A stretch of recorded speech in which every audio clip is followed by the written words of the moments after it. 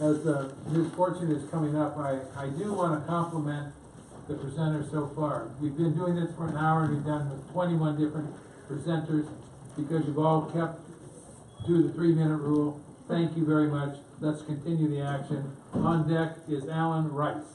Ms. Fortune, welcome to House Education. Yes, thank you. As you know, my name is Nicole Fortune, and I'm the attorney for Gun Owners of New Hampshire, which is the state affiliate of the NRA, who also opposes this bill, and the NRA will be submitting written testimony subsequently. Again, Go New Hampshire and the NRA both oppose this bill. RSA 15926 currently vests all power regarding firearms in the state.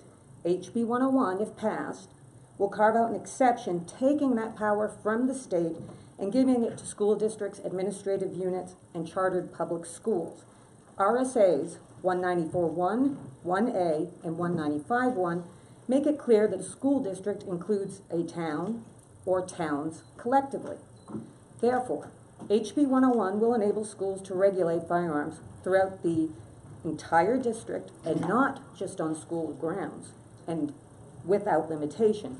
What I mean is that schools would have the authority to regulate firearms in homes, on streets, again, anywhere within the school district. Ultimately, this bill enables school districts to infringe upon the Second Amendment, which will inevitably result in lawsuits. Moreover, New Hampshire does not have a problem with school shootings. This bill could change that.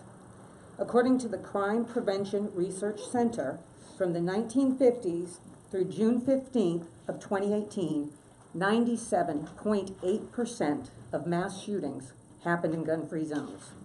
After the Parkland shooting, a Florida investigative panel recommended arming teachers. After the Columbine shooting, Survivor and Representative Patrick Neville introduced legislation to end gun-free zones. The reality is that since the passage of the Gun-Free School Act, 9 of the 10 deadliest school shootings have occurred in gun-free zones. In a school shooting in Mississippi, the assistant principal, Joel Merrick, in violation of the law, kept a Colt 45 in his truck. But in the midst of an attack on his school, he retrieved that firearm and subdued the attacker before he could reach the nearby middle school. The fact is, we should be learning from other states who have had these laws enacted far longer than we have.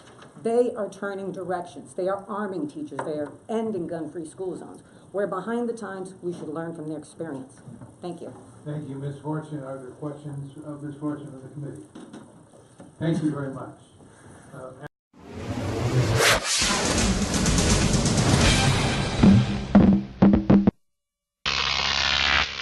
Croc TV.